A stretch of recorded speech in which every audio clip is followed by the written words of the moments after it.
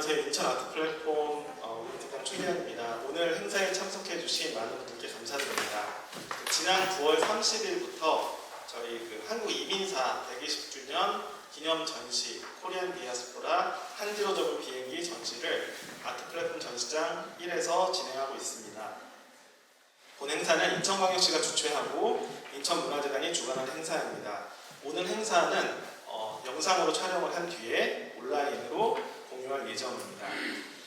한지로 접은 비행기 전시의 영어 이름은 라이스 페이퍼 에어플레인이고 오늘 보신 게리박 작가님의 소설 한지 비행기 라이스 페이퍼 에어플레인에서 영감을 받아 지었습니다. 하와이 이민 3세이신 게리박 작가님은 여기 보시는 것처럼 하와이 대학교 영문과 명예 교수시면서 소설가, 다큐멘터리 감독, 목판 화가, 재즈 피아니스트 등 많은 분야에서 폭넓은 활동을 하고 계십니다. 그럼 본격적인 진행에 앞서 전시를 기획하신 이태호 예술감독님의 인사 말씀이 있겠습니다.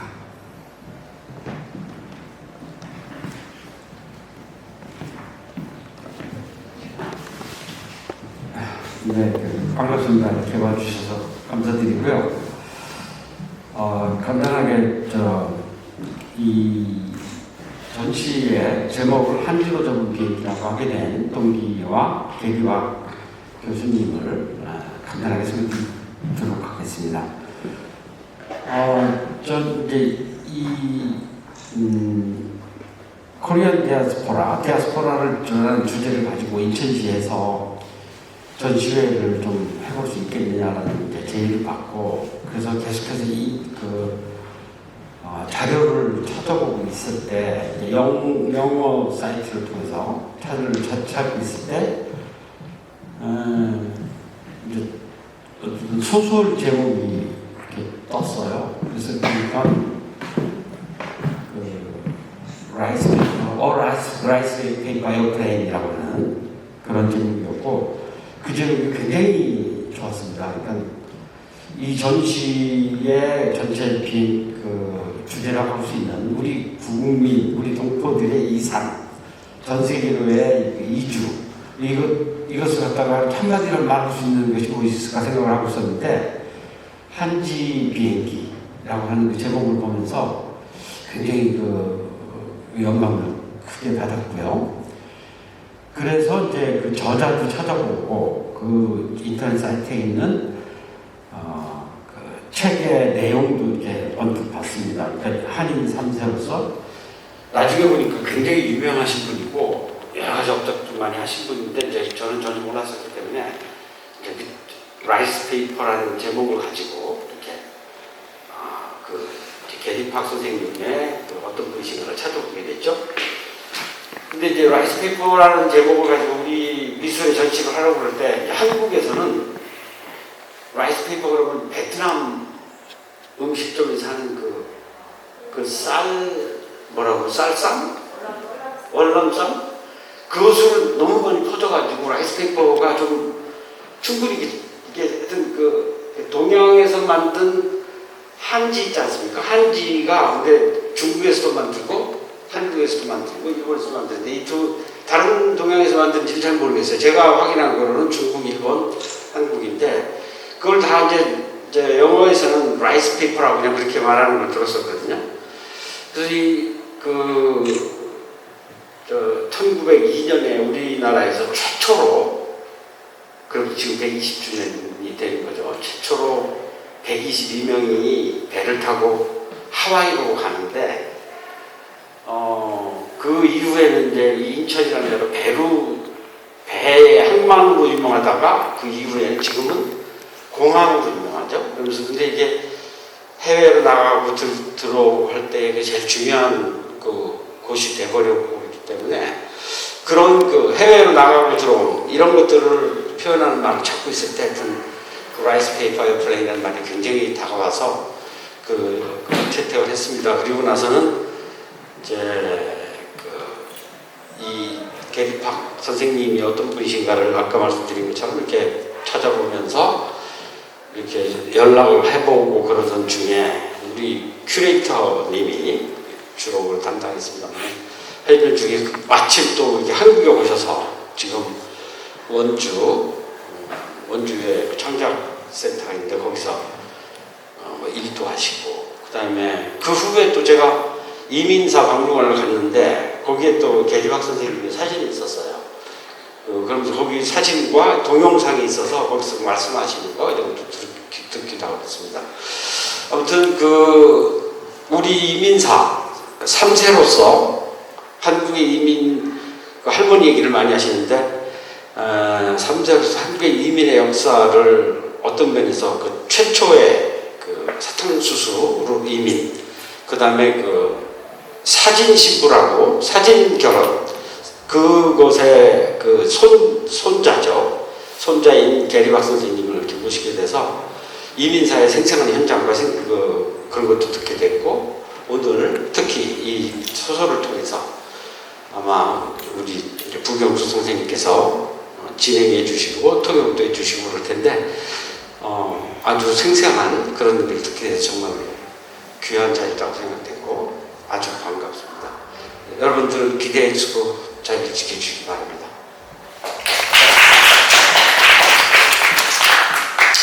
예, 감사합니다. 오늘 행사의 사회는 서강대학교 인문대학 미국문화전공 교수이신 부경숙 교수님께서 진행해 주시겠습니다. 그럼 부경숙 교수님께 진행을 부탁드리겠습니다.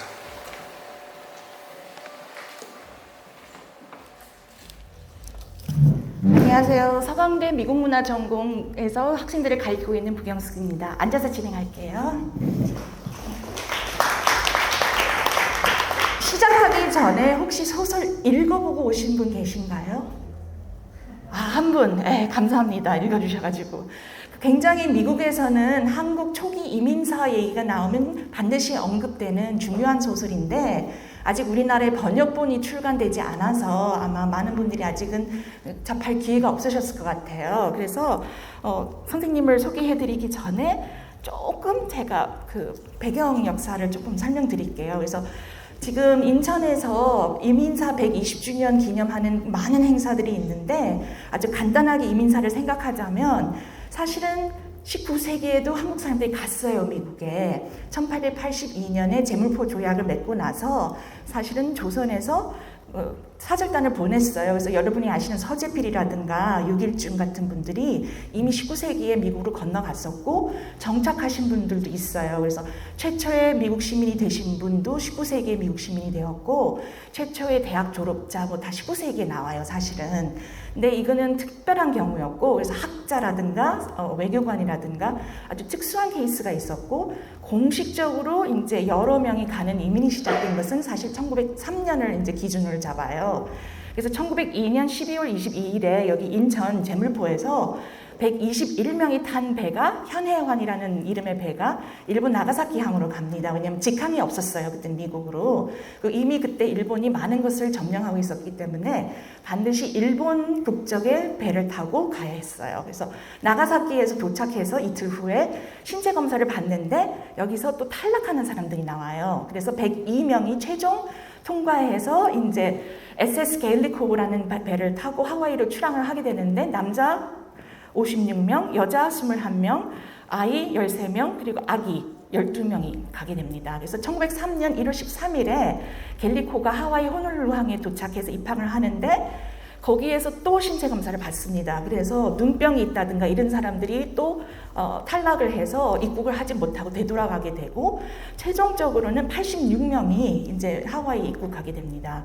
그래서 오하우성 북단에 있는 와이알루아 농장으로 이제 이분들이 노동을 하기 위해서 가게 되는데 선생님께서 오늘 그 소설에서 읽어주실 기절이 그 농장의 한 장면이에요. 그렇고 이 표를 보시면 1903년 1월 13일 게일리코에서 이렇게 이제 한국 이민자들을 싣고 미국으로 갔던 배들의 목록이 나오는데 1905년까지 밖에 자료가 없는 이유는 1905년에 이민이 금지됩니다. 일본이 이미 미국과 테프트 조약이라든가 이런 폴스마우스 조약 같은 걸 인해서 한국을 조정하겠다 이렇게 해서 일본 노동자들과 하와이에서 경쟁하는 것을 막기 위해서 한국 이민을 금지시킵니다. 그래서 1905년까지 밖에 자료가 없는 것이고요. 그 이후에는 가지 못했기 때문에. 그래서 이게 SS 게일릭이라고 첫 이민자, 공식 이민자들을 태우고 하와이에 갔던 배고 신문 기사에 크게 났어요. 1903년에. 그래서 여기 보면 102 subjects of the Hermit Kingdom reach here to try their luck at plantation labor.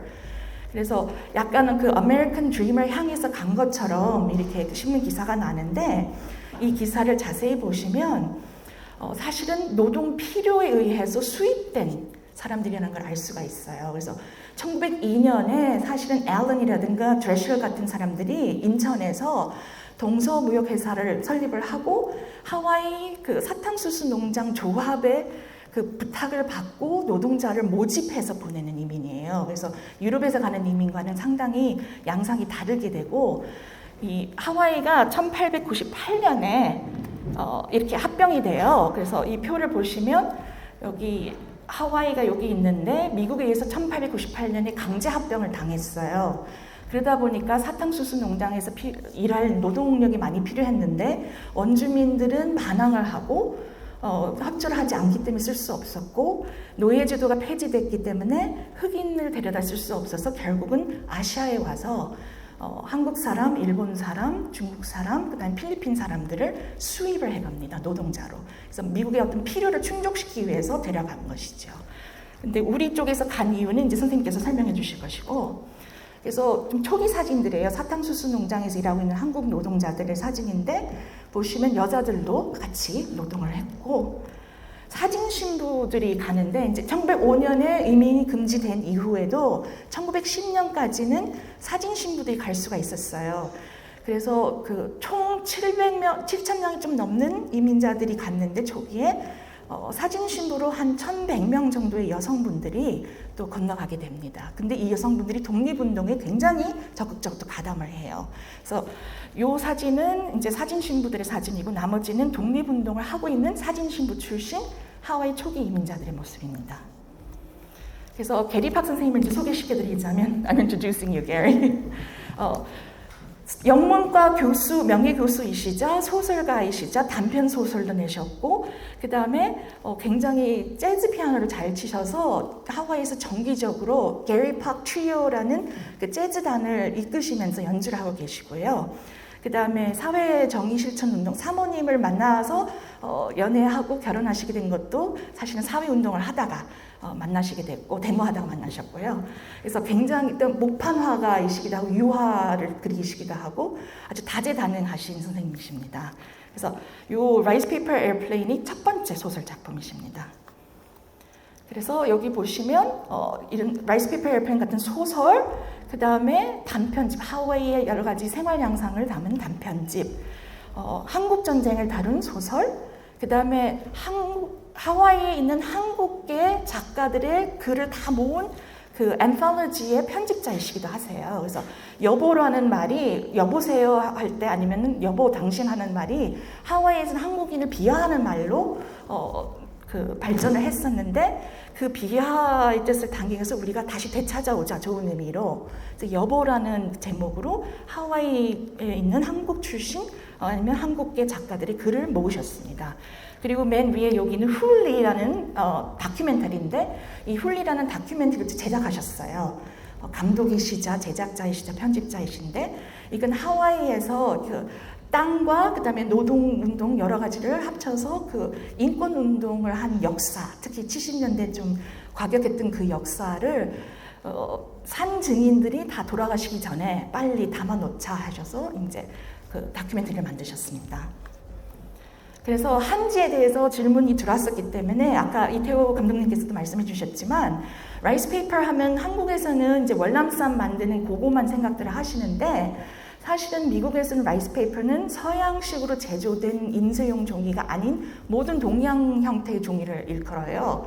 그래서 먹는 월남쌈 그 종이도 되고 쌀로 만든 그 다음에 이거는 전부 1920년대 30년대 작품들인데 다 한지에 그린 작품들이에요. 엽서이기도 하고 미술 작품이기도 하고 그런데 이렇게 한지를 가지고 미술 작품 만들게 됐고 생활용품 만들게 됐고 한국에서는 닭종이로 한지를 만들지만 일본, 중국에서는 또 다른 재료를 쓰는데 하와이에는 일본계가 상당히 그 영향이 강했기 때문에 일본식 한지가 많이 있었어요. 그래서 이 작품들은 전부 일본식 한지에 그려진 것이고 그 다음에 또 일본 사탕 입히는 또 먹는 라이스 페이퍼가 있어요. 아주 투명하고 얇은데 마치 비닐 껍질처럼 사탕을 감싸는데 그냥 입에 넣고 녹이면 되는 라이스 페이퍼가 있어요. 그래서 라이스 페이퍼는 굉장히 다양하게 동양의 어떤 종이 형태의 물건들을 많이 전반적으로 일컫는 단어고, 선생님께서는 이제 이 주인공이 하와이에서 구할 수 있는 가장 한국적인 재료로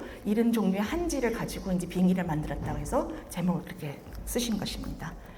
그래서 이것도 하와이의 그 굉장히 오래된 양산인데 한지랑 그 대나무로 만든 것이에요. 근데 바로 이 대나무와 한지로 이 소설의 주인공이 고국으로 돌아가는 비행기를 제작을 해요. 그래서 이제 선생님께 제가 마이크를 넘겨드리겠습니다. 그 가족사가 하와이 이민사예요, 선생님은. 그래서 사진을 보여주시면서 가족사에 대해서 말씀해 주실 것입니다. So Gary, you're up. Okay. It's a wrong date. Oh, you did fix that. Okay, that's okay. 여러분 반갑습니다.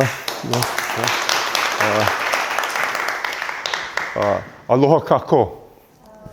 So, aloha kako, aloha kako.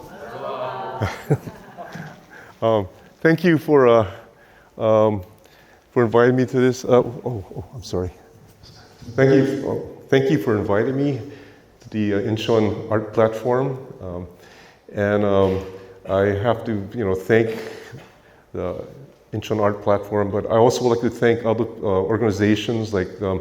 Right now I'm in Wonju at the Toji Munpagwan, and I'm there for 2 months, and I really acknowledge and appreciate their support.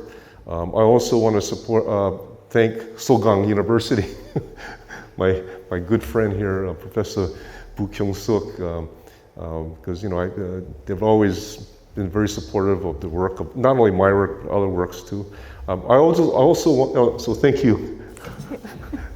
Professor Bu. I also want to acknowledge, I have 2 friends from Hawaii over here, and Jin Young Won Lee, and then also her co-producer, Michelle, and Jin Young Won was a director of the Words of Wisdom from the Rainbow State, the documentary that's being played at the Pamuguan, the immigration Pamuguan, and they're responsible also for me being here too, So please, can you stand up? Yeah. Give me a moment to translate. Give me a moment to translate. Yeah. So I have this short PowerPoint, and just want to introduce my connection to this diaspora through my family photos. And so, can you? Let me translate just for a minute. Oh, okay. 제가 다 통역하진 않고요. 그냥 요약해서 통역해 드릴게요. 그래서 선생님께서 지금 현재 그 원주에 있는 토지문화재단의 작가인 레지던스로 지금 2달간 와 계셔서 거기 감사를 표하셨고, 당연히 초청을 오늘 해주신 인천 아트 플랫폼과 그다음에 인천 이민사 박물관에 감사의 말씀을 전하셨습니다. 그러면서 그 하와이에서 오신 2 친구분, 지금 한국 이민사 박물관에서 상영되고 있는 다큐멘터리 감독과 같이 제작에 참여해 주신 2분이 여기 와 계시다가 아까 소개해 주셨습니다. 이제 가족 사진을 보면서 이제 이민사에 대해서 말씀 주시겠습니다. And so I just wanted. This is just probably a. Oh, you. Do you want? There was another. That's okay. We Okay, can do this. This is just a outline, so you can do the next one now. So I just want to say, in 1894, I just want to mention the Donghak Farmers' Rebellion, because that was really an important thing, because what happened was Korea was getting, Chinese were coming in, the Japanese, and then the farmers and the working people were fighting against their own, rulers and stuff. And then from 1903 to 1905, immigration of Korea to Hawaii. That's the important thing. My grandfathers, my 할아버지, my way 할아버지, 1905년 Hawaii 왔어. Yeah.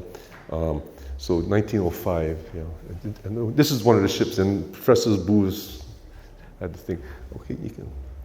그 역사적 배경으로 1894년 동학 혁명을 말씀을 하셨는데 특히 농민혁명이었기 때문에 하와이에서 이제 농업 노동을 많이 하게 됐던 이민자들과 상당히 연관이 된다고 생각해서 저희들한테 상기시켜 주셨고요. 1903년에서 5년 사이에 공식적으로 이민이 갔을 때 양쪽 조부님께서 오셨다고 하와이에 말씀하셨습니다. And this is just a newspaper. We can. 아까 제가 보여드린 신문 기사고요. So this photo was when my 외할아버지, his name was Yang Un-wan. He was from Pyeongnam-namdo when he first came to Hawaii. That's him over there with the bow tie. And this is circa 1905. And he first landed on the island of Maui. 그래서 And there's also, these were the other people that came from Incheon, you know, landed on Maui in Hawaii. 지금 살고 계신 오하오가 아니라 마우이 섬에 외조부님께서 평안남도에서 오셨고 1905년에 같이 호놀룰루로 입항하셨던 그 같은 이민자들 사진입니다. This is my 외할머니 Im Ok-sun. This is her picture bride photo. And this is my Im Ok-sun and Yang Un-wan, their marriage photo in 1913 in Wahiawa, Hawaii. 외할머니께서 사진 신부로 하와이에 오셨는데 이제 이쪽 사진은 1913년 사진 신부로 오실 때 보내셨던 사진이고 결혼 사진은 이제 외할아버지랑 하와이에서 1913년에 결혼하실 때 결혼 사진입니다. So this is my 외할아버지, 외할머니's family. This is my oma. So this is around 1924. This is my Auntie Stella Chong-suk, my uncle Larry Chong-guk, and my other uncle Robert Bok-guk. Yeah. They got English names because they were given the names, not by my grandparents. For example, my auntie, we used to call her Auntie Ski. She gave my mom the English name of Etta. So she was Etta Chonghee Yang. Yeah.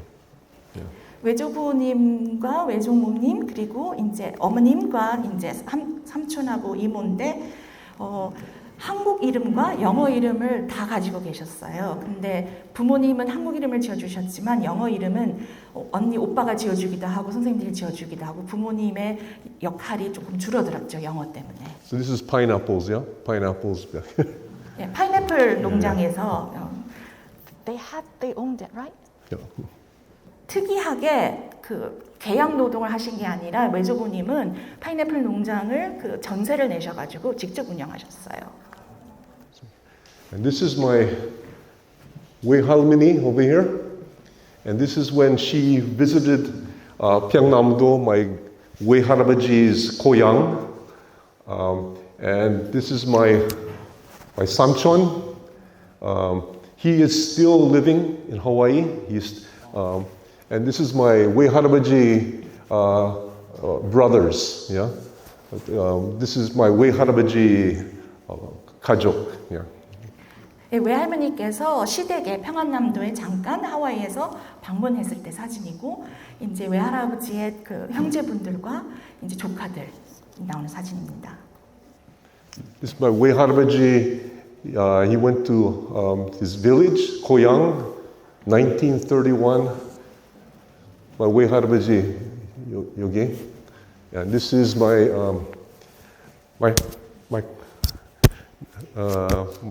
내 가족, my family. 평안남도에 외가댁이 있는 그 마을 사진이고 선생님 마음의 고향이라고 하십니다. 하지만 지금 북한, so 안 가요. Yeah. 예. 남북 분단으로 인해서 지금 북한에 외가댁들이 계시기 때문에 연락 다 두절되고 그래서 가슴이 아프다고 하십니다. So this is my mother's family, my 외할아버지, 외할머니.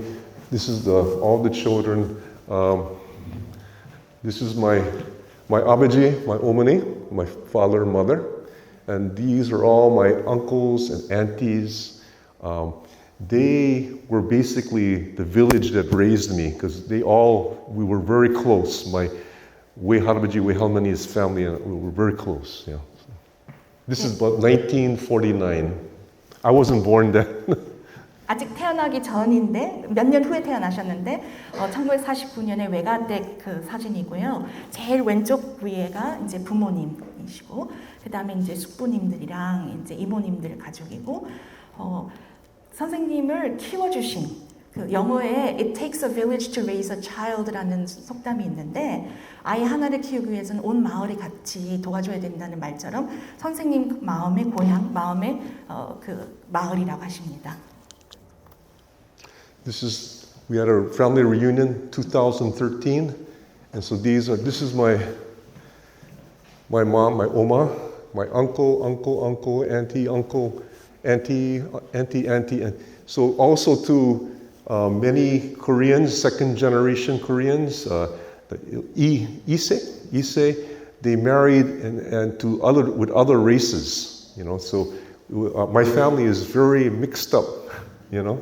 So the next photo has 2013년에 가족 모임인데 저기 계신 분이 어머님이시고 이제 숙부님들과 이모님들 그리고 배우자들인데 하와이의 한인 2세들의 경우에는 상당히 많이 한국계가 아닌 배우자와 결혼한 경우가 많다고 여기에도 보실 수 있다고 하셨습니다. So you can keep this one. 지원해서? So this is my auntie who's married to him.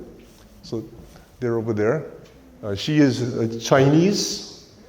My auntie Margaret married to my uncle there. She is Filipino. My auntie here married to him. She's not in a picture, but she's Chinese Hawaiian. She's Hawaiian. My auntie up there, she's Chinese, married to my uncle, and that's my mom. And so just to, you know, it's Hawaii mixed up. 그래서 하와이에서 얼마나 다른 민족 간의 결혼이 많은지 보여주는 단적인 예로 외숙모님들 중에 중국계도 계시고 중국계와 하와이 원주민 혈통을 가지신 분도 있고 그래서 굉장히 다양하게 굳이 이 인종이나 민족, 국경에 구애받지 않고 가족이 형성된다고 말씀하셨습니다. You have that in there. So these are my cousins, my sachon. Yeah, we don't look alike, but we're cousins. We're related to blood. So he has his name is what's his name? Kekoa. He's Hawaiian, Samoan, Korean, of course. He's Samoan, Korean. He's Italian, Korean. 그래서 사촌들과 같이 찍으신 사진인데 보시면 하와이 원주민과 사모아 원주민 혈통을 가진 사촌도 있고 그 다음에 이태리와 그 한국 피를 가진 사촌도 있고 굉장히 다양하게 그래서 한 가족 안에서 한인 다이아스포라의 다양한 모습을 보실 수 있습니다. This is my family. My Changnam Ado, Tal, my other. My Tuche Ado, yeah. And this is my grandchildren, my Sonjak, yeah, Sonjak, my Ane, my wife, yeah. So 예, this is my 가족인데 사모님은 일본계 하와이 미국인이시고요. 그래서 큰 아들, 장남, 작은 아들, 따님 그리고 손주들. 예. He doesn't look very happy.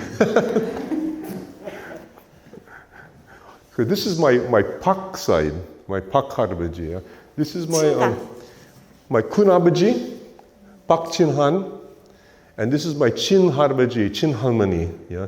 This is Anju, Pyeongnamdo. Yeah? Pyeongnamdo. 평안남도 출신인 이제 그 증조부님. And this is my Harabaji with the cap. He was with the Salvation Army, and this is the Sungshio Daehaikyo. They came to visit. Sungshio Daehaikyo before was in Pyongyang, yeah, Pyongyang, and then they moved to Seoul, yeah, by Gangnam, I think, yeah.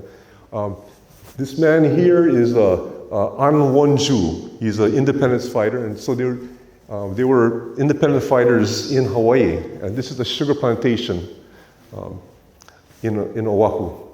오아후에 있는 사탕수수 농장에서 찍은 사진인데 이제 숭실대학교 방문단이지만 사실은 독립운동을 하시던 분들의 모임입니다. So this is in Wailua, Oahu, where a lot of Koreans lived. This person here is my 할머니, Kim Suk-an. She's from Wonsan, Hamyongnam-do. You can't see, but this is my komo over here. And this person is my kun아버지. My father wasn't born yet. 아버님이 태어나시기 전의 사진인데 이제 사진에 잘려서 얼굴은 안 보이지만 이제 할머님과 이제 고모님이 있고 할머님도 사진 신부로 오셨습니다.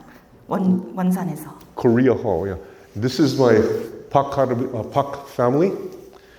This is my father, 아버지. 할아버지, this is my wife, my 할아버지's third wife, because when my father was 6 months old, his mother died, so my 할아버지 remarried. This is my kun아버지 Pak Chin-han, and he married, her name is Siberia Chue, became Siberia Pak. Her name is Siberia because she came over on the Siberia ship, and arguably, I say arguably because you can argue the point, but she was maybe one of the first Koreans to be born in Hawaii or American soil. Her name is Siberia. And in this picture, the baby here is the only one that's living right now. That's supposedly my cousin, but she's much older, you know. Her name is Betty Jane Chun. Her married name is Chun. 친가 가족 사진인데 가운데가 아버님이고 그 옆에 계신 분은 큰 어머님인데 그 이름이 사이베리아였대요. 왜냐하면 사이베리아라는 이름에 배를 타고 와서 이름이 그렇게 이제 미국에서 바뀌었고요. 그 다음에 이 사진에 계신 분 중에서 저기 아기 빼곤 다 돌아가셨다고 합니다. And this is so my family. My kun아버지, my father, was born in Hawaii, but my grandfather moved the family to Korea. And this is in Womido, you know, Womido. And my kun아버지, Pak Chin-mun, he got accepted to Gyeonggi High School. And so my 할아버지 moved from Kimhae, moved to Seoul, Palpadong, by the Blue House, and I think this is that's my kun아버지, yeah. But this is 1937, Womido, the Gyeonggi-do, you know, class excursion. 할아버님께서 인시로 가족을 하와이에서 다시 한국으로 이주를 시키셨고, 그래서 큰아버님은 이제 그 경기고등학교를 다니시게 됐는데 경기고등학교 소풍을 월미도로 소풍을 갔을 때 사진이라고 합니다. 그래서 원래 김해에 사시다가 할아버님께서 아들이 이제 경기고등학교 들어가니까 청와대 근처 동네를 또 이사를 했다고 합니다. And this is another class. This is my kun아버지 here, Pak Chin-mun, and this is of course the Sunjuk-hyo in Kaesong, yeah, very famous kind of bridge. You know? 네, 큰아버님께서 경기고등학교 다닐 때 개성에 있는 선주교로 또 소풍을 간 사진입니다. I just put this picture because this is the building. It used to be the Portuguese consul general, but the organization, the Kuminhue, or the Korean National Association, bought this, and so this was the headquarters. And I remember when I was growing up, I used to come here quite often because my father was a member. To this side here was a small print shop where the Kuminbo was published.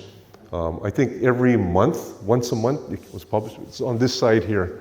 But this is the Korean clubhouse. Now it's called the Korean Cultural Center of Hawaii.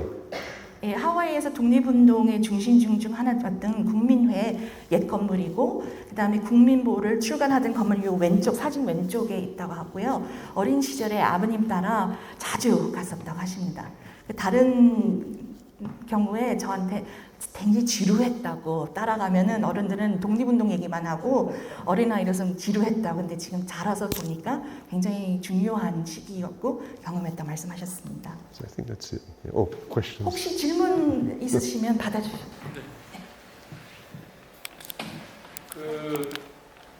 이민이라는 것이 우연보여서 이제 중심부 혹은 이제 우리 같은 경우는 작가님의 이민이라는 게 주변부에서 중심부로 이제 이동하는 경로인데 작가님의 그 선조들의 그런 족보를 오늘 완전히 마스터할 수 있었습니다. 그런데 그걸 보면서 핏줄이라는 게 참 소중하구나 하는 걸 느꼈는데 혹시 하와이에서 활동하셨더라도 어쨌든 미국의 작가로 활동을 하신 거니까 이 백인 중심의 미국 사회에서 아시아계 이렇게 자손이라는 것 때문에 후손이라는 것 때문에 어떤 멸시나 작가로서 부당한 대우를 받거나 이렇게 조롱거리가 된 그런 경험이 있으신지 한번 말씀을 해주시고 저도 작가님의 작품을 아직 보지 못했습니다만 알렉세의 뿌리의 한국판이 아닌가 하는 그런 것도 들었고 황석영 선생은 그 손님이라는 작품에서 우리 한국 사회에 아주 그 악영향을 끼친 두 가지를 기독교와 자본주의라는 형식으로 소설을 그려냈었는데 이렇게 북의 고향이 지금 갈 수가 없는 형편이시잖아요. 만약에 통일에 대한 이런 분단 이런 것들이 생각이 지금 꽉 차 있을 텐데 그런 것들에 대한 생각이 어떻게 정리돼서 좀 작품으로 이렇게 앞으로 활동을 하실 것인지 말씀을 해주시면 감사하겠습니다. So he asked 3 questions. The first question is, when we talk about immigration, we're usually talking about moving from the periphery to centers of commerce and power. And so he wanted to know if you had experiences of racist experiences because you are a writer of Asian descent in a white dominant society. So, In Hawaii. Yes, in Hawaii. Oh. So as an American of Asian descent, if you have experienced racism as a writer, As a writer. that was the first question. Wait, okay. And Should I answer that first? okay. Yeah. So yes, of course, in America, if you're Asian descent, there is some racism. There's different types of racisms like that. I myself wasn't. I didn't get beaten up and stuff like that, but I know of people who did face, really, really bad, terrible racism and stuff. In Hawaii, for example, I got to say this because my family, physically, we're kind of big, so we were able to fight back, and like my cousins like that, they were always big and they fought back and they protected our family. So, but there was, of course, prejudice and racism like that. In book publishing, of course there is. I think that, sometimes you get rejected because your story is not, so-called worthy to be published and so on. And I recognized that early on because I guess I felt I understood how the system worked. But yes, it happens. It happens quite often, and only now something's been opened. But even then, now there's so much more to transform, to change. Short than that, that is a long answer. 미국 본토가 아니라 하와이에서 자라셨기 때문에 조금 이제 인종차별 경험이 다르시지만 당연히 이제 동양계고 한국계라고 동양계 중에서도 하와이에서는 한국계는 우세하진 않아요. 그래서 당연히 겪으셨지만 집안이 전부 키가 크고 등치가 크고 해서 학교 다니면서 얻어맞거나 이렇게 그런 일은 상대적으로 적었다고 하시고요. 당연히 출판을 할 때 소설을 출판하거나 이럴 때 백인 중심으로 돌아가고 있는 출판업계에서 차별을 당하셨고 여전히 그런 차별이 존재한다고 그래서 조금씩 나아지고 있다고 하십니다. The second question is, since your family is all from North Korea, he assumes that you really want reunification of Korea. So he was asking about your thoughts about reunification and how much your family still looks to the North in terms of reuniting with your family. Oh, so we have no contact for years, since 1937, I think, or when was the last time my grandmother visited North? It wasn't called North Korea back then,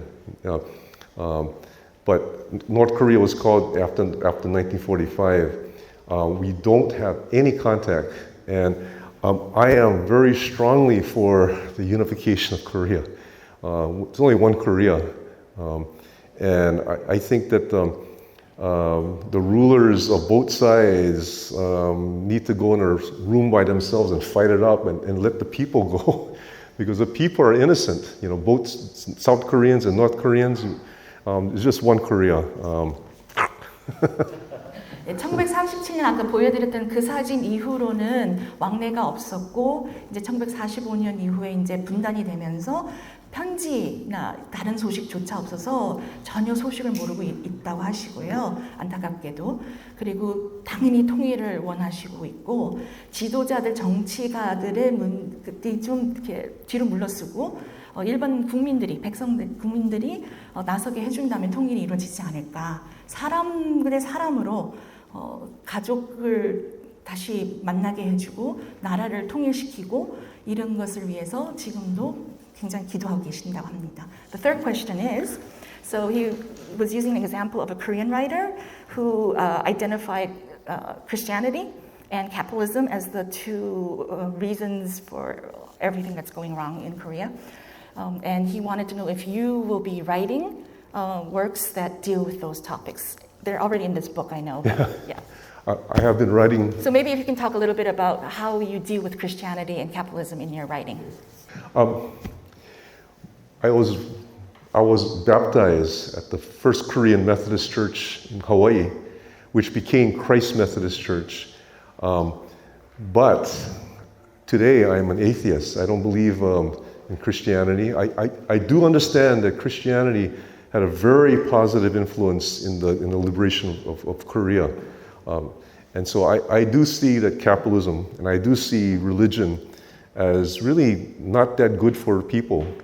That's my beliefs. And I really try to, in my writing, I guess some people would say I'm political. I don't think I'm political. I think I'm trying to speak a certain kind of, I feel, some kind of truth about the way things are and stuff. At the same time, I have friends who are very religious, but yet they take a stand with some very controversial issues and progressive issues and such. And I uphold that. You know, I don't knock them down and stuff. But I personally feel that way. You know, is that so? 기독교 세례를 받으셨지만 지금 무신론자라고 말씀하셨고요. 기독교라든가 자본주의가 상당히 사회 문제를 많이 일으키기도 하지만 또한 독실한 기독교 신자들이 사회 정의를 위해서 또 굉장히 열심히 노력하는 것도 있고 그래서 그것을 정치화하고 싶진 않으시고 진실을 담는 데 있어서 필요하다면 작품에 포함시키신다고 하십니다. Did you want to speak about capitalism or no? What's that? Did you want to speak about capitalism? That was part of the question. Oh, I didn't say that. You'll talk about it in the book anyway. Okay. So, yeah. I think capitalism is at its ending stage. I think, you know, I believe imperialism and stuff, and I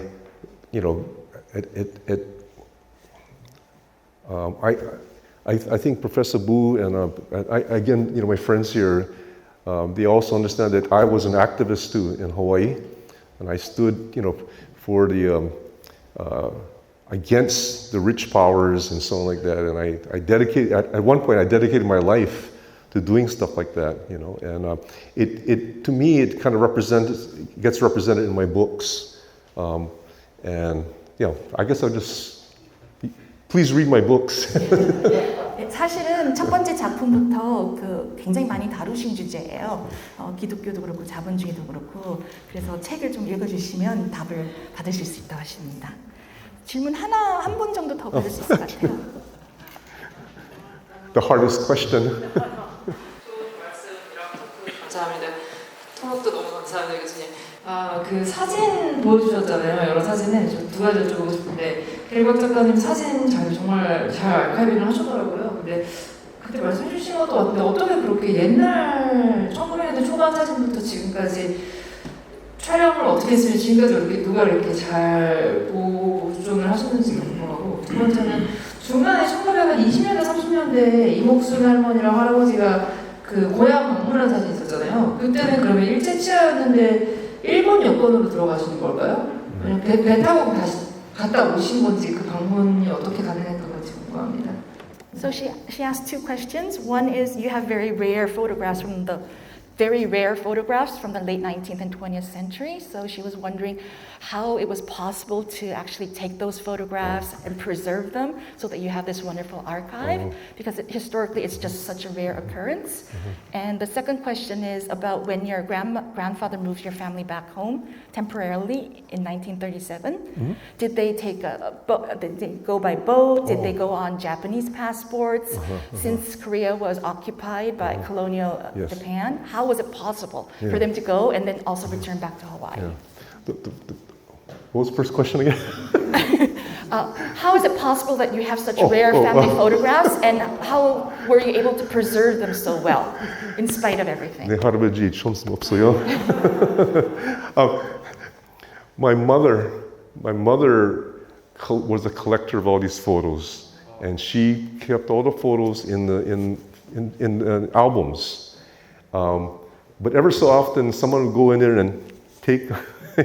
But she was the one who kept it, so therefore I was able to receive all these photos. And but 10, 15 years ago, I started digitizing because that was the 100th anniversary, and people wanted to have these photos. And to me, these photos are for everyone. You know, I do ask people if they're using it for permission and stuff. But my mother was the one, and she would label, you know, in the black pages of the photo album, and she would get white ink and put all the names and the dates and stuff. So I was able to get some understanding. So you want to? 어머님께서 사진을 굉장히 관리를 잘 하셨고 앨범을 다 정리를 해 놓으셨는데 친척분들이 오시면 그 허락도 안 받고 사진 하나씩 쓱쓱 빼가가지고 지금은 이렇게 앨범에 빈 공간이 많다고 합니다. 그래서 어머님께서 사진을 앨범에 정리하시면서 날짜와 장소와 굉장히 그 기록을 철저히 해 놓으셔서 100주년 때, 이민사 100주년 때 선생님께서 이제 그 앨범을 보시면서 굉장히 많은 가족사를 이렇게 디지털리즈 하면서 스캐닝 해가지고 포토를 파일로 만드시면서 정리하실 수 있었다고 하시고요. 말씀하신 건 아니지만 그 당시 한국에서는 사진 찍는 것이 굉장히 희귀한 일이었지만 이민자들의 경우는 사진을 많이 찍었어요. 의외로 돈이 없지만 고국에 소식을 보내기 위해서도 많이 찍었고 타향살이 하면서 굉장히 그 사진의 중요성이 더 커져서 오히려 한국에 있는 사람들은 저 당시 사진이 없지만 저도 저희 할아버지 모습을 몰라요. 사진이 없어서 어떻게 생기셨었는지 모르는데 이민자들의 경우, 특히 하와이 이민자들의 경우는 사진이 많이 남아 있어요. 의외로. So the second question is when they went to Korea. Yes, they went on a steamboat. You know, steamboat. Passports? Japanese passports? It was Japanese and Japanese passports. In fact, I have the ticket of my Halmani's passage because my mother saved all those things, and so I can show it to you. You know, it's actually the ticket from Honolulu. I think they went to Yokohama, and Yokohama to Incheon, and I remember if I can remember, the passage cost $58 American. And so I have the ticket, you know, the original ticket. I can show it to you, you know, for your research. 58 American, back in those days, 58 was a lot of money too. But, and I think part of what she was asking is how were they able to come back out of Korea if they were on Japanese passports? Oh, they had to do that Japanese passport, I think. Yeah, because Korea was owned by, was taken over by the Japanese, So right? Japan didn't prevent them from returning to Hawaii? What's that? Japan did not prevent them from trying to return to Hawaii? Not for that, because they were in the territory of Hawaii, which is America, right? You know, and they had that. So I think they had something like a green card or something like that. I forget. You know. 그래서 당시에 1937년 사진 아까 보셨지만 외할머니께서 잠깐 고향 다녀오실 때 또 외할아버지께서 다녀오실 때는 당연히 일본 여권으로 왜냐하면 일제 강점기였기 때문에 일본 시민으로 분류가 돼서 일본 여권으로 가셨고 하와이에서 요코하마로 먼저 배를 타고 가고 요코하마에서 다시 인천으로 가서 또 다시 북한까지 이제 기차로 이렇게 이동하셨고 돌아올 때는 일본이 돌아가는 걸 막지 못한 것이 미국 영주권과 비슷한 서류를 가지고 계셨기 때문에 하와이에서 오래 사셔서 그리고 그 자녀들이 미국 시민이기 때문에 그런 서류들이 있어서 나가는 걸 막지 못하고 일본이 그래서 그 하와이로 돌아가실 수 있었다고 합니다. 실제로 1905년에 공식 이민이 종료가 되고 1924년까지는 조금씩 들어와요. 그러다 1924년에 동양계 이민이 완전 금지되면서 들어오지는 못하는데 이미 그때는 2세들이 많이 태어나서 이미 1920년, 30년대 가면은 한인의 50% 이상이 미국 시민입니다. 그러면 그 시민의 부모는 일종의 그 미국과의 연관 관계 때문에 일본이 함부로 하지를 못했어요. If I could tell you just a small story too. My mother told me that when my 외할아버지 went to Korea, he came back with really a hatred for the collaborators because when he went to the port and tried to get in, and there were the Koreans who were the collaborators for the Japanese, and they would question him, why are you doing, why are you coming here, all that kind of stuff. And he came back, he was just so mad, by, the Koreans, in the, to be used by the, who were let to be used by the Japanese rulers and stuff, so. 외할아버지께서 이제 한국에 오셨다가 다시 하와이로 돌아가신 다음에 이 일제 강점기 때 일본 순사나 이런 사람들보다도 한국인이면서 그 일제 앞잡이 노릇을 하는 사람들에 대한 증오가 굉장히 더 커지셔가지고 독립운동을 원래 하시던 분인데 더 그런 것에 대해서 강한 감정을 갖고 활동을 하시게 됐다고 합니다. I think we should move on to the reading because of time. Okay. 네, 그 소설 읽어주시는 시간을 확보해야 돼서 질문은 요 정도만 받겠습니다. 오케이. 그래서 잠깐 소개하자면 이 소설의 그 목차예요. 그래서 프롤로그하고 에필로그, 앞에 서문하고 이제 있는데 제목을 보시면 타이거즈, 우리나라 호랑이라든가 금강산이라든가 많이 등장을 하지요. 그래서 이렇게 나뉘어져 있고 오늘 읽어주실 부분 챕터 1, 첫 번째 장 앞부분에서 조금 읽어주실 겁니다. 그래서 let me give them the translations. So, should I read now? Yes, you can read. So I'm going to read the beginning part of the book. My main character, his name is Kim Seung-hwa, and this novel was just an idea when I was in my mom's living room, and my mom was talking with my older auntie, and they were mentioning my 외할아버지's 친구, friend, who was named Kim Seung-hwa, who actually wanted to build an airplane and fly back to Korea. When you think about it, wow, crazy. But he really tried to build an airplane, and on my grandfather's farm and stuff, and of course it failed. So anyway, this is the story. But the main thing is that it's about someone who has a dream, so strong and so passionate. He wanted to go back to Korea. He was for the independence. He was an independence fighter. He wanted to go back to Korea and help to change Korea for a better. Of course, he failed. But that's not the story of failure. The story is about dreams and how you pursue it, and how it pushes you to really do great things. So, 어머님 친구분 중에 김성화 님이 계셨는데 실제로 비행기를 만들어서 고국에 돌아가고 싶어하는 꿈을 가지신 분이었다고 그래요. 그래서 할아버지 농장에서 비행기를 이렇게 만들려고 노력을 하셨는데 거기에서 영감을 받으셔서 그 다음에 또 집안 어른들께 들은 많은 이야기들을 가지고 이 소설을 쓰셨는데 김성화가 이 소설의 주인공이에요. 그래서 그 사촌인 응환과 함께 독립운동을 하다가 일본 순사들한테 쫓겨서 만주와 중국 상해를 다 거쳐서 일본을 거쳐서 하와이까지 망명을 가게 되는 소설이에요. 그래서 제가 처음에 이 소설을 읽었을 때 너무 한국에 대한 감성도 잘 표현을 하시고 그래서 당연히 한국에서 자라서 가신 작가인가 보다 했는데 알고 보니 이민 3세시고 이 소설을 쓰셨을 때 한국에 와본 적이 없으셨어요. 그래서 그 정도로 집안 어른들한테 전해 들은 한국의 이야기와 이민사가 생생하게 머리와 가슴 속에 있어서 이 소설을 쓰시게 된 겁니다. 그래서 여러분의 편의를 위해서 읽으시는 거를 번역을 저희가 급하게 해놨어요. Tell me when my time is going. Yeah, you're good. Okay, so this is the opening scene where Kim Seung-hwa is one of the plantation workers, and he's with the Korean team, and they're working. And there's a Luna, called Luna, which is also what's a foreman. And this Luna is a Portuguese descent. So I'll start. Let me just translate what you just said. Okay.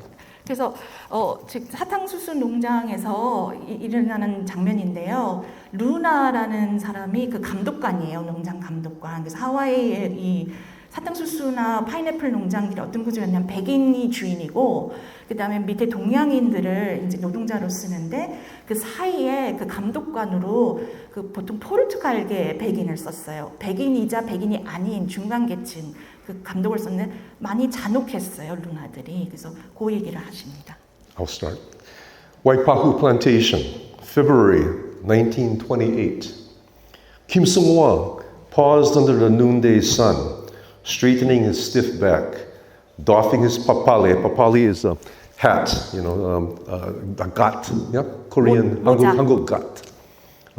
He ran a sleeve across his forehead and turned to the sun, swearing at its merciless heat. Then turning towards two mounted Luna, chatting some 20 yards away, protection against the striking cane cutters. I tell you, this is no good, said Cho in Korean. No answer from Seung-hwa. He dipped his body back into the work, the gathering of cane, hapai go. So, satang obaba. He would say. Others were loading the harvest on wagons. Look at those Luna watching over us, 3 of them. 5, 6, said another. Where's Souza? Who cares about him? We should not have come out. We are doomed. Anything to get back at those Japanese dogs. What about the Filipinos? Are they dogs too? Yes, for being with the Japanese. No. Seung-hwa broke with his silence. You are wrong. We should not have come out here. Do you know what we are? We're strike breakers. I'm no strike breaker. I work hard, too hard for my money. You are an idiot. Who said that? Shut up, or the plantation will slap you with a big penalty. Bastards, bastards of pigs. Seung-hwa, you better watch yourself. This morning you could have gotten yourself in big trouble. No answer. Seung-hwa, we should not be out here.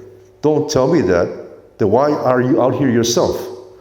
Bengal 576, where are you? The Luna shouted. That's you, Seung-hwa. What does he want? Joe's eyes tell Seung-hwa that he has answered his own question. How can we work when the Japanese and Filipino laborers are striking? They're just like us, or are they? Damn plantation wants to divide us. But if we Koreans went out on strike, would the Japanese support our cause?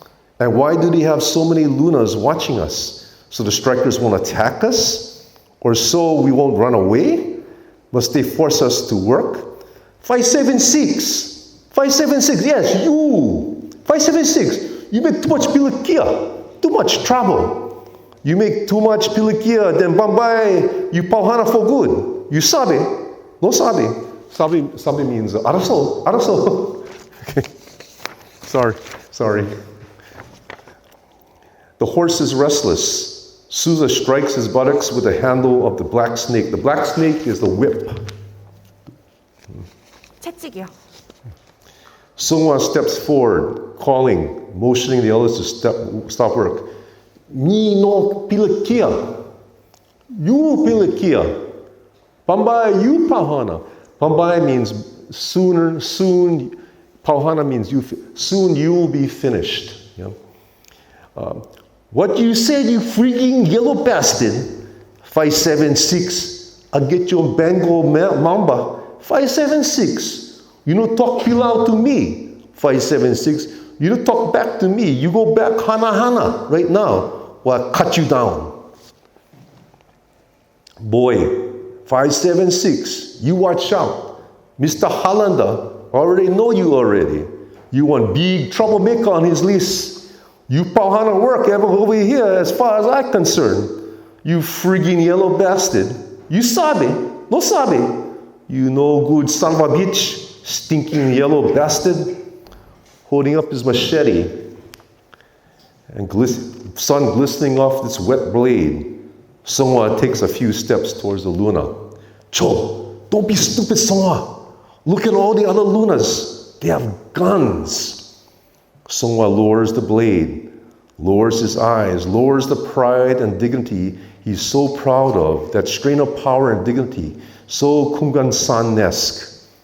Coward American, I'll cut you to pieces and leave you all over the field for the mongooses.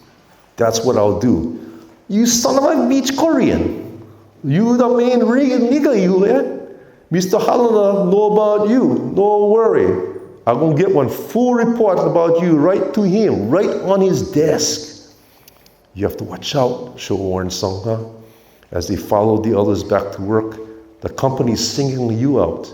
You heard what Souza said. I face worse things. Be careful. The Luna means what he says. You know what they did to Li Chi-ha? Come on, Sungwa. Get back to work before they hit you and all of us with big fines. Back to work, Hapai today. Another day, they might swing machetes into juice-rich stalks that would fall to the ground in a melancholy rhythm, slashing and falling, twang, twang, shit. Bodies wet with sweat in that hot, syrupy sauna, hot Hawaiian sun, sultry sun, calloused hands grasping hardwood handles. The men worked while humming, singing a work song, their hearts beating in syncopation and minds in thought living in the past and brooding, what's the future now? This sun is too cruel, beating my back like lashings from my stepmother. I hope those Japanese dogs lose whatever they're fighting for. We should not work. Japanese, Filipino, Korean, we're all the same. Japanese are bastard pigs. Don't you know what they're doing to our country? The white bosses are bastard pigs. Come on, Songjuk, another of your songs. Many suns rise, many stars in the deep sky. This king that I cut does not cry but laugh. Many days of wandering, but my body stays right here. I dream of smoky days climbing mountains, not hills. They work and sing while the sun, a swollen ball of fire, falls slowly on the not-so-distant sea. Cane is piled on a wagon, then loaded on flatbed railroad cars, which takes the harvest to the mill to be manufactured into raw sugar and bagasse, then refined into white sugar. Tired, the men return to the barracks, but day is done, and they trudge on the red dirt road as quickly as their heavy feet can take them. Perhaps they can hear the bugle from Schofield Barracks ending the day, if they use their imaginations. Day is done, gone is the wind, sun, and no questions about the relationship to this foreign soil. Their bond, if not consanguineous, then spiritual. 7,000 miles away, the land their ancestors worked. 1,000 years of springs and full fertile moons, blossoms of persimmon and apple, rice shoots. Summer sun falls like a drowsy eye closing. Maybe I'll end here? Okay. Yeah. Thank you.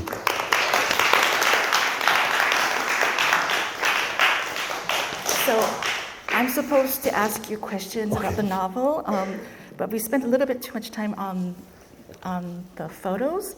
So I'm going to try to save at least 10 minutes for questions from the audience. So we'll talk about maybe 15 minutes. So the first question I would like to ask you is related to the passage you just read. You were explaining Hawaiian words. And in this novel, you use Standard English, Pidgin English, and Hawaiian Creole. So could you say a few words about why you deploy particular languages, especially when you actually have Seonghwa saying the most important things in Standard English, even though in real life he cannot speak Standard English. And I'll just translate that. 이 책에 보시면 지금 읽어주신 부분에도 하와이 단어들이 많이 나왔죠. 그래서 하와이 단어도 나오고 이 책에 보시면 표준 영어, 그 다음에 저희가 소위 broken English라고 말하는 비표준 영어, 잘 배우지 못한 사람이 쓰는 영어, 그 다음에 하와이 언어와 한국어와 영어 막 섞여 있는 문장도 나와요. 근데 특이한 게 미국 소설에서는 보통 이민자의 경우에는 영어를 제대로 못 쓰는 걸로 표현을 하는데 성화가 가장 중요한 이야기를 할 때는 가장 고급 표준 영어로 말을 하게 설정을 해놓으셨어요. 그래서 그 언어 선택에 대해서 설명을 좀 부탁드렸습니다. Yeah, I use different kind of languages. When Seonghwa, the main character, speaks in so-called Standard English, that's because he's talking into Korean with the other Koreans. And I don't know Korean, but that's my interpretation. And then, of course, the vernacular, the language between the different races that developed in Hawaii is called the Creole English. And that's where they brought in words from other languages, especially Hawaiian and English, of course, and Chinese, and you name the languages, and they'll bring it in. And the second generation of immigrants, you know, I'm talking about Korean, Japanese, Chinese, all these, they developed this. It's basically a language. It's not broken English. It's a language where you talk freely, and it has a grammar and everything like that. Then, of course, there's broken English, where a first-generation immigrant would, speak English with, certain words and not in a very grammatical way. Yeah. So maybe I'll stop here. 그 소설에서 주인공인 성화가 가장 그 고급 영어를 사용하게 만든 것은 한국말로 얘기하고 있는 것을 표현하기 때문이고요. 여러분 영화 같은 데도 더빙을 보시면 분명히 한국 사람들이 한국말로 한국에서 말하고 있는데 이상한 그 악센트를 줘서 영어로 이렇게 번역하는 걸 보셨을 텐데 그 어떤 주인공의 자의식을 제대로 드러내기 위해서 오히려 한국말을 할 때는 가장 고급 영어로 사용하게 하셨고 이것은 미국의 이방인으로서가 아니라 자의식을 갖고 주인으로서 우뚝 서 있는 주인공을 표현하기 위해서라고 하셨고요. 하와이가 언어 생활이 굉장히 특이해요. 그래서 여러분 제주도 우리나라 같은 경우 제주도 방언이라고 하지만 저희 못 알아듣잖아요. 서울 사람들은 제주도 말은 못 알아듣고 경상도 전라도까지는 얼추 내용은 저희가 알잖아요. 하와이가 그래요. 제주도랑 비슷하게 제주도 원주민어 그 다음에 그 이민 왔던 일본계, 중국계, 한국계 언어 그리고 영어가 다 뒤섞여 있어가지고 사람들이 일반적으로 사용하는 언어인데 그걸 절대 비표준 영어라고 생각하지 않는다고 하십니다. 그래서 선생님 같은 경우에도 교수 같은 영어를 막 하시다가 순간 하와이 언어를 막 쓰세요. 그리고 다시 돌아오세요. 그래서 이것은 그 현실이 굉장히 다양성이 많이 혼종되어 있는 현실을 표현하기 위해서는 역시 혼종성이 있는 언어가 필요하기 때문이라고 하셨습니다. So, you have a lot of strong women characters in this novel, like 강민자, right, 혜순. But it's interesting because we only hear from men directly, right? All the strong women are always filtered through men's voices. So could you say a few words about what you were doing with that, especially with the character of Haesun? And I'll tell them who Haesun is. 혜순이라는 그 등장인물이 있는데 성화의 아내예요. 독립운동을 하다가 도망을 다니다가 이제 그 피난처로 어떤 그 선생님이 여관을 운영하신 선생님이 이제 받아들여 줬는데 그 따님인데 그래서 글을 처음 배우게 되고 그 선생님과 그 따님한테 처음 그 글도 깨치게 되고 여러 가지를 배우게 되면서 혜순이라는 그 여성한테서 사실은 사회의식이 생기게 돼요. 그리고 사랑에 빠져서 결혼을 하게 되는데 중국에 남게 되고 아내와 아이는 이제 혼자 하와이를 가게 돼요. 그래서 그 혜순을 굉장히 그리워하면서 평생 사는데 혜순뿐만 아니라 유관순을 형상화한 등장인물이라든가 굉장히 강한 여성상이 많이 있어요. 근데 절대 직접 말하는 경우가 없어요. 항상 성화라든가 성화의 조카 용기를 통해서 남성을 통해서만 저희가 얘기를 들어요. 그래서 강한 여성상을 넣으면서 왜 목소리는 주지 않으셨는지 질문했습니다. That's a tough question. Sorry, I should have warned you. But I got to say that because this is my first, real. I'd written a couple novels before, but this is my first published novel. I was still working out different voices, especially for women's voices like that. I felt that for this novel, I knew I could feel better a stronger narration, stronger point of views with some of the male characters and stuff. I did try to develop Hae-sun, because I felt that she was very important, and in my family, the women are the strongest. In my halmoni, my way halmoni.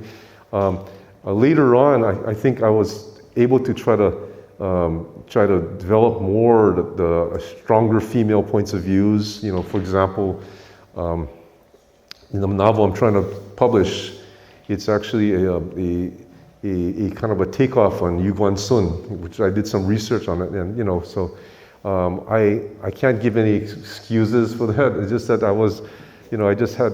That's the way it came out, at that time. And of course, I've been trying to work it better for stronger women's point of views. Thank you.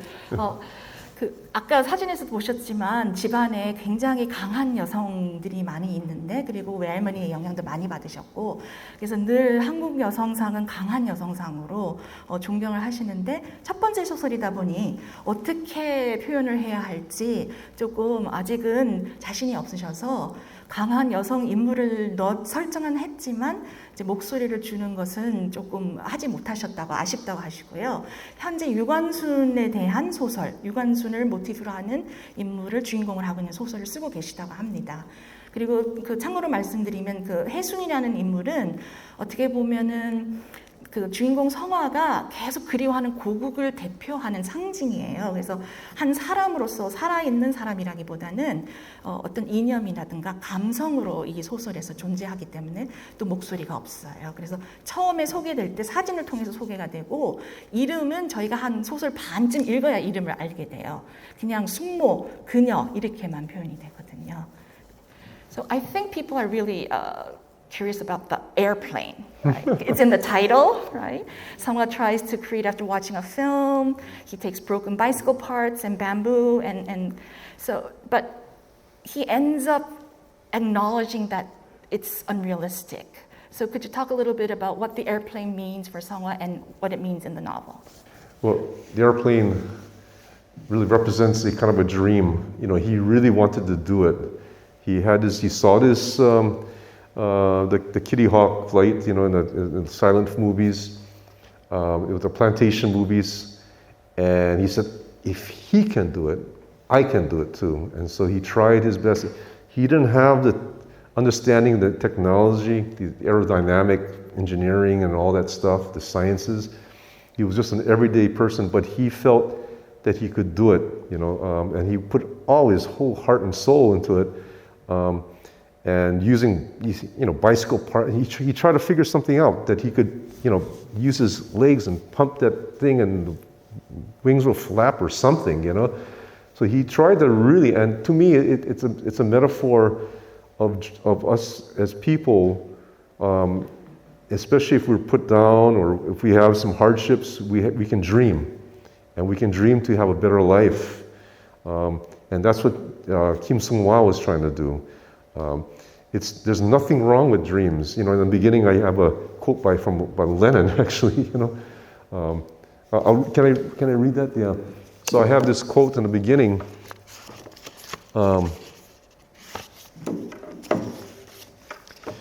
divergence between dreams and reality causes no harm if only the person dreaming believes seriously in his dream. If there is some connection between dreams and life, then all is well. And that's from the Russian Revolutionary Lenin. And I feel that the airplane was the thing that was so important for him to continue that. And even if it failed, if you fail, okay, then let's move on, you know. Mistakes are so important for us to realize it and continue on, you know, and to go into new territories and stuff, you know. So I'll stop here. 그래서 제가 드린 질문이 제목에 있는 비행기에 대한 질문이었습니다. 그래서 제목도 한지 비행기인데 이 소설 속에서 성화라는 인물이 이제 하와이까지 어찌어찌 도망을 갔는데 일지를 피해서 늘 이제 고향에 돌아가고 싶고 가족한테 돌아가고 싶고 근데 여건은 되지 않고 근데 어느 날 무성 영화를 보게 돼요. 그래서 거기서 비행기를 처음 접하게 되고 아 나도 저렇게 비행기를 만들면 고향에 돌아갈 수 있겠다. 그래서 꿈을 갖기 시작해요. 그래서 대나무와 한지로 하다가 어느 날 고장난 자전거 부품을 보고 아 요걸 달아서 내가 막 열심히 페달 밟고 이렇게 열심히 내가 노력하면 태평양 건너서 한국까지 갈 수 있겠다 이렇게 꿈을 품어요. 그래서 이 비행기를 만드는데 사촌도 말이 되냐 이걸 어떻게 거기까지 가냐 이러고 나중에 조카 용길은 이제 교사인데 실제로 한국행 비행기를 끊어와요. 그런데 주머니에 넣고 내밀지를 못해요. 왜냐하면 비행기에 걸고 있는 그 꿈이 너무 크다 보니까 차마 현실적인 비행기 표를 내밀지를 못해요. 조카가. 선생님 말씀이 비행기는 온 꿈과 염원을 다 담은 하나의 상징으로 실패해도 괜찮다는 것이죠. 그래서 실제로 갈 수 있느냐가 문제가 아니라 거기에 꿈을 갖고 그 꿈의 힘에 의지해서 매일매일 살아가고 또 꿈이 실패하면 그 다음 꿈으로 또 가면 되는 것이고 그래서 긍정적인 어떤 힘, 사람을 지탱해주는 힘의 상징으로 비행기를 사용하셨다고 하셨습니다. 그래서 실제로 돌아가시는데 성화가 이제 주인공이 돌아가시는데 왜 한국에 그렇게 50년 이상 미국에서 살았는데 조카가 훨씬 더 한국보다 미국에서 오래 살았는데 그렇게 자기는 한국 사람이라고 계속 얘기하고 한국에 돌아가고 싶어하고 그 비행기에 집착했을까 조카가 묻는데 어떻게 보면 이 소설이 그 답을 보여주는 하나의 과정이라고도 할 수 있습니다. So, is there any last thing you would like to share about the novel? Because we need to save some time for questions from the audience. I have a lot of questions I can ask you, but It took me 16 years to write the book. 16년 걸리셨답니다. 이 소설을 집필하시는데. It went through 20 drafts the first time, and then when it got accepted for publication, another 10. 그래서 16년간 20번을 고쳐 쓰셨고, 그 다음에 출판이 결정된 다음에 또 10번을 수정을 하셨다고 합니다. But I really enjoyed that whole process because I feel that I was able to understand Kim Seung-hwa, the character, and I think there's many Kim Seung-hwas in life, both males and females. 그래서 20번을 고쳐 쓰시고 또 10번을 고쳐 쓰시고 총 30번을 수정을 하시는 과정에서 선생님이 만들어내서 어떻게 보면 탄생시킨 김성화라는 등장인물이지만 그 등장인물을 완전히 이해하실 수 있게 됐고 그 김성화를 이해하시는 과정에서 또 인생에 대해서 많은 생각을 하실 수 있게 됐다고 하셨습니다. And you know, a person like Kim Seung-hwa in our so-called mainstream history and so on like that, he's not even considered to be important or significant, but you know, because what he did, and he suffered, and he worked hard, and so on, like a lot of the diaspora, Korean diaspora, my grandparents, they worked really hard on the plantation. They worked because they didn't work for themselves. They worked for their families, for other people, and I think that that's really important. And you know, Jin Young in her documentary has brought that out. The Korean diaspora is such my grandfather worked. He made $18 a month, but every month he would give like 50 cents of it to the Korean independence. And you collect all this money from all the people for their dream of liberating Korea, you know, and it happened, you know. And I think that we need to focus. We need to, and it's happening. You know, with Jin Young did the thing, and so many of the everyday people that make up society. You know, who work, who built this building, who laid this floor. I mean, they're the really important people, and that's. I guess that's how I really feel about Kim Seung-hwa as a every person kind of. 그래서 선생님께서 이 소설의 주인공 김성화는 결국 역사적으로는 뭐 인정받지 못하고 사회에서 중요하다고 각광받지도 못하고 그런 사람이지만 신분이 그렇지만 사실은 가장 중요한 우리 모두를 대표하는 평범한 사람이기에 굉장히 성화의 이야기를 더 전하고 싶었고 이 초기 이민자들처럼 한국 다이아스포라에 보면 뭐 고려인도 있고 뭐 중국 동포도 있고 제1교포들도 있고 굉장히 많지 않습니까? 그런데 이 한국 다이아스포라를 보면 어떤 아메리칸 주인과 같은 그런 내가 더 잘 먹고 잘 살겠다 이런 꿈을 향해 간 게 아니라 사실 한국의 근현대사의 비극 때문에 많이 흩어지게 되었고 그렇게 이제 타국에 가서 이제 뿌리를 내리게 되었는데 가족을 위해서 희생하고 노력하고 열심히 일하고 땀 흘리고 이러면서 또 더 큰 대의를 위해서 또 희생을 하고 그래서 할아버지의 경우에도 월급이 18불밖에 안 됐는데 거기서 50센트를 매달 떼어서 독립자금으로 기부를 했고 그 공동체에서 그렇게 조금씩 걷어가지고 무기를 사서 또 독립운동을 도와주는 식으로 십시일반이라고 그런 식으로 사회가 조금씩 좋게 변형되는 게 아닌가. 그래서 김성화 같은 사람을 우리가 사실은 소중하게 생각하고 김성화 같이 이 건물을 뭐 지붕을 짓고 이 바닥을 놓고 한 노동자들 포함해서 그냥 일상에서 평범한 사람들, 그 평범한 사람들의 삶, 그 평범한 사람들의 눈물, 그 평범한 사람들의 노력을 우리가 가치 있게 생각해야 사회가 조금 더 좋아지지 않을까라고 말씀하셨습니다. I'm going to ask you one last question before I turn. Tigers, they're in your titles. Tell us about tigers in your novel. 소설에 등장하는 호랑이에 대해서 말씀 부탁드렸습니다. Tigers about. Tigers in the novel. Well, part of the tigers was my introduction to Korea. You know, and tigers was so important. When I wrote this, I never visited Korea. I never had come here. And it wasn't until 2002 when I first came to Korea. But all the stories I had about Korea came from my family, from oral history, and what I read, of course. But then they told, and then I felt that the tiger seemed to me a really strong symbol of what Korea is about. You know, I'm familiar with the Tiger Battalion in the Rock Army. Tiger is such an important kind of a figure, and also, of course, the turtle. You know, my father was very nationalistic. He said he used to drink, you know, so, and he used to say, Koreans invented everything in the world. You know, he said, you know, the Koreans invented the first submarine, and they had the printing press. They made the first bridges. The Koreans are smart. But from that, then I learned about Korea, about the turtle and about the tigers, and I felt that was such important symbols for me when I was writing this, because what the tigers symbolize, you know, this the strength, the power, and, you know, just the silent kind of thing. And there's all kinds of Korean history. For example, my mother always told me that my Wei Halmoni, and she never told me that, but my mother told me that. She says if you look at the Korean map, it's, you know, from Busan, Mokpo, all the way down to the what's that? Kunin, what's that river called? Between China and Tuman. Yeah. But my Wei Halmoni said no. Korea is way up here. That's where Korea is supposed to be. So those are kind of things that, you know, I thought that there was such an important thing, part of my oral history. So I don't know how to answer that.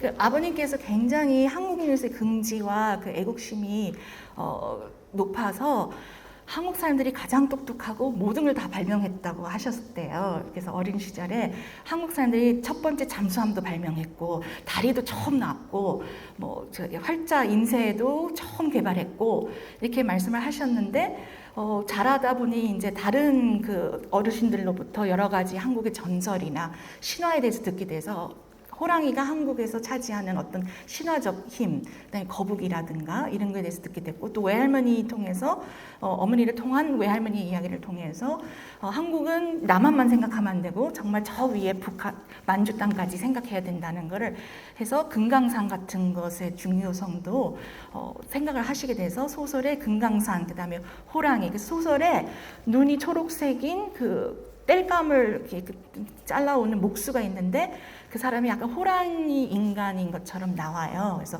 그런 호랑이 전설도 많이 편입을 하셨는데 사실 한국에는 2002년에 처음 와보셔서 1990년대에 출판한 이 소설은 경험 없이 그냥 이제 그 구전으로 전해드는 이야기를 가지고 쓰셨다고 하셨습니다. We'll take a few questions from the audience. 질문 혹시 있으시면 네.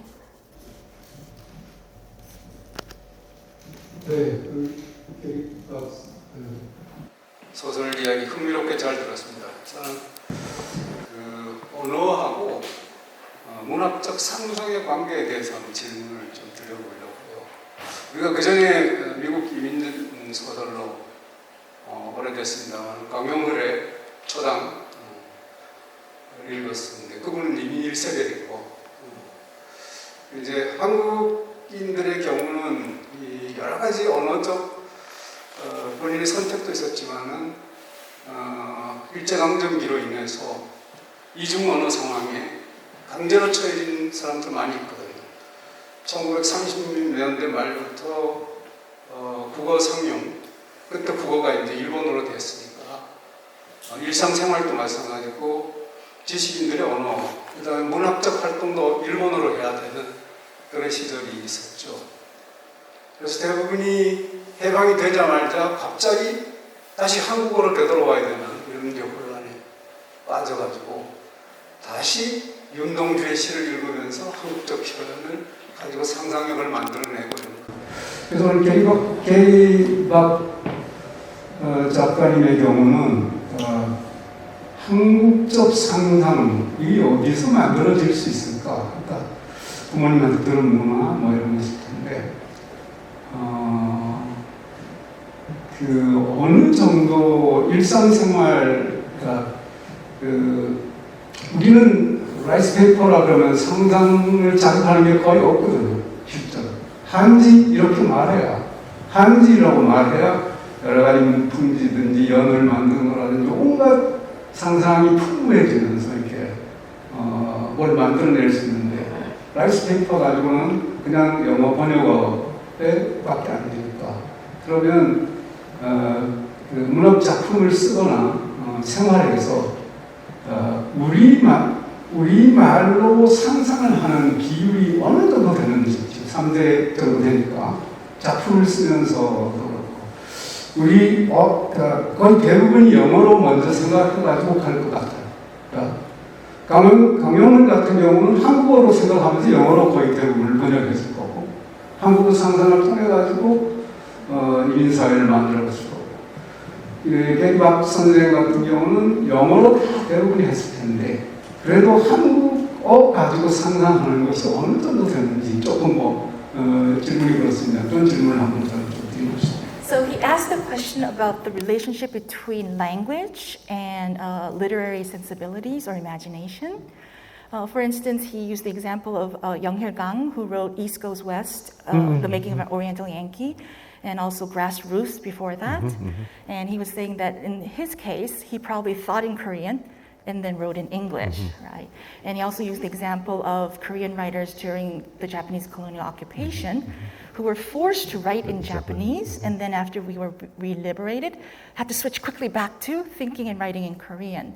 So he wanted to know how much you think in English and then write your works, and how much you possibly might think and imagine in Korean when you are writing.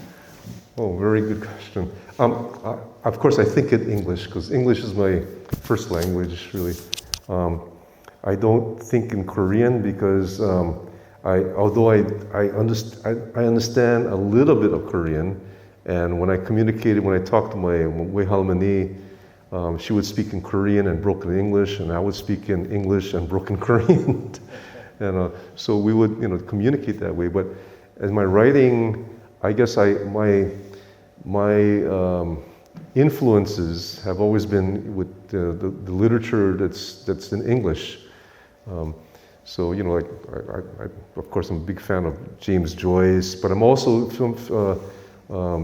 familiar with all the Latin American writers, but in English translation. So I guess that's my my sense. And there was something else I was going to say. I forgot. Well, you can think about while I translate. Okay.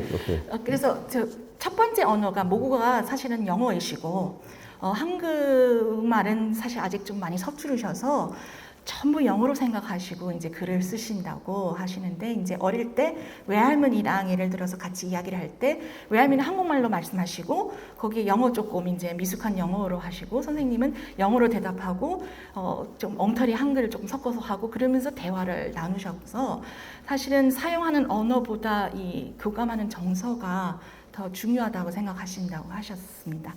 Did you remember what you wanted to Yeah, say? well, I had something else. Language has always, of course, been the carrier of culture, of politics, and so on. Like that's why most of the world is, part of the world is, but English because of the British Empire and so on like that. And I think that the Kenyan writer, Ngugi wa Thiong'o, he decided to stop writing in English and to write in his native. I forgot the name of this language, but his African language in Kenya. And he felt that it was such an important thing to do that. On my part, I don't know. The only language that I feel like I'm really fluent in is in Pidgin English and also in English too. And so I have to stick with that because I can feel that that's the language that I can convey the most meaning for myself, for me to express that. I do understand a little Korean, but I don't think I am, fluent enough to understand the fineries, the different meanings that it has. I look at, for example, Hawaii, where everyone speaks English, but for example, the Hawaiian people, they've kind of lost their language for many years, and now, of course, there's a resurgence of the Hawaiian language, and with that is they're trying to build a kind of history about the use of the language. But for the longest time, because of the colonizers, the American colonizers came in and they kind of basically wiped out the Hawaiian culture. The Hawaiian people didn't have that, and now it's coming back again, So that's a kind of a connection in some ways, Most people, if we live in Hawaii, we should be speaking Hawaiian, but no, we speak English, 그래서 추가로 말씀해 주신 것이 그 식민 상황을 생각하면 사실 이제 유럽과 이제 미국이 굉장히 제국주의가 19세기에 많이 팽창했었기 때문에 영어권이 아닌 나라에 가서 영어를 강요한 경우가 많죠. 그 일본이 일제강점기에 일어를 강요했듯이. 그래서 케냐의 작가를 예를 들으시면서 사실은 그 주권 회복 운동의 일부로 반식민지 운동의 일부로 더 이상 영어를 쓰지 않겠다. 나는 케냐어로만 작품을 쓰겠다라고 선언했다는 예를 드시면서 사실은 언어는 굉장히 어떻게 보면 문화의 산물이자 정치적인 것이고 어떤 언어를 사용하냐에 따라서 정체성이 또 형성이 되고 표현이 되는데 선생님의 경우에는 영어밖에는 사실은 유창하게 하지 못하시기 때문에 영어로 작품 활동을 하실 수밖에 없고 그 한국어를 아는 만큼 이제 편입을 하려고 노력하시지만 미세한 한국의 어떤 표현들이나 감정들은 아직은 터득을 못하셔서 조금 어려우시다고 하시고요. 그 언어라는 것은 결국은 소통의 수단이기 때문에 결국은 그 어떤 언어냐보다 담긴 내용이 더 중요하지 않을까 그렇게 말씀하셨습니다. 시간이 다 됐는데 혹시 질문 하나만 더 받을 수 있을 것 같아요. 네. 제가 인천 아트 플랫폼 관계자가 아닌데 시간을 연장시켰습니다. 네. 죄송합니다. 되게 심플해요. 그래서 금방 끝날 것 같은데 일단 계리박 선생님 목소리가 너무 좋으세요. 그리고 아까 책 읽을 때 마치 그 대본에 있는 느낌도 들고 또 뭐 소설이 아니라 시를 읽어주는 문율감도 느낄 수 있었거든요. 근데 그게 되게 많이 이렇게 오랫동안 아까 꽤 시간 많이 걸렸다고 해서 그런 영향도 아닐까라고 생각도 들고, 혹시 작가가 아니고 그냥 책 읽어주는 남자, 책 읽어주는 할아버지여도 좋겠다라는 생각이 들었어요. 그리고 그래서 그런지 그냥 책은 전혀 읽어보진 못했지만 책을 읽어보고 싶은 생각이 좀 들게 하는데, 혹시 그 한국의 어떤 번역 계획이 있는지 좀 궁금하고, 또 다른 지금 이 책 라이스 페이퍼 에어플레인 말고 다른 저작들이 또 번역 그 한국 출판계에서 그 번역이 논의되고 있는지 좀 여쭤보고 싶네요. So he loves your voice. He says you have a great voice. And when you were reading the passage, he said it felt like you were reading or performing a script at times and perhaps reciting poetry at other times. So he thinks that even that you could probably also be a great storyteller that just reads stories for people. But he really wants to read your book now after listening to you speak. And 감사합니다. he wants to know if you have any plans to have this translated and published in Korea, and if any of your other works also might be translated and published in Korea for readers like him. 감사합니다. I would love to have it translated into Korean. Several times I was asked if they could translate my book and a couple other books too, and they all didn't. They fizzled out. They didn't work out. I would love to have them translated. There is some difficulty in some ways because, as Professor Boo was suggesting too, with the different language shifts, and I'm thinking, how would you translate like a pidgin into pidgin English into Korean? For example, there was this passage here about the you Pauhana over there, far as I'm concerned, you freaking yellow bastard, you sabe. How would you translate it into Korean? It's very difficult. You would have to break it down and actually translate it into standard English. You are Finnish over there, as far as I'm concerned. You bastard of a yellow guy. Do you understand? You don't understand? You no good son of a bitch. So you'd have to translate. But you of course, you would lose the flavor of the pidgin, as it's spoken. But maybe that's the sacrifice too, but I would love to have it translated. I wish someone would do it. 네, 그 질문 해주셔서 너무 감사하다고 하시고요.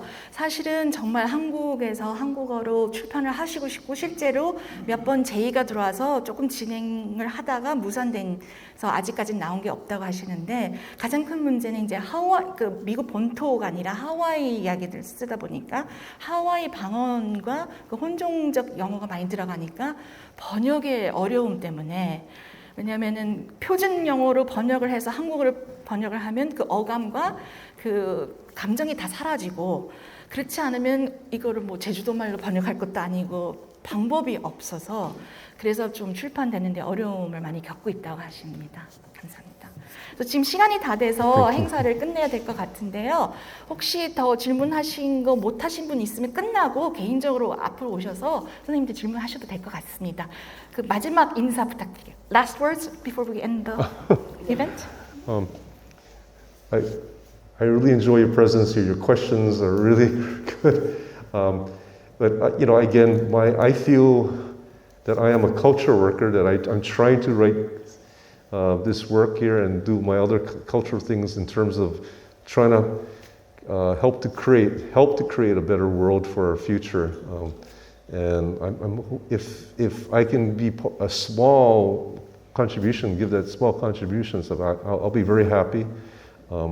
But I guess first things first, it needs to be translated in Korean. But thank you so much for being here and your attention and so on. Thank you. 오늘 와주셔서 정말 감사하다고 거듭 인사를 하시고요. 나름 그냥 항상 계신 곳에서 좀 더 나은 세상을 만들기 위해서 노력하고 계시다고. 그래서 우리 모두 같이 노력하면 더 좋은 세상을 만들 수 있지 않을까. 그렇게 끝을 맺으셨습니다. 그래서 그냥 다 같이 꿈을 꾸는 세상을, 그 꿈이 이루어지는 세상을 만들기를 원하시는 것 같습니다. 오늘 와주셔서 감사합니다.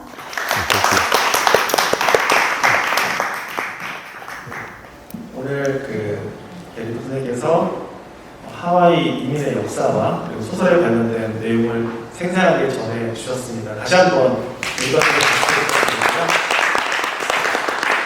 그리고 또 오늘 사회와 통역으로 원활하게 이 행사를 진행하게 해주신 부경수 교수님께도 감사드립니다.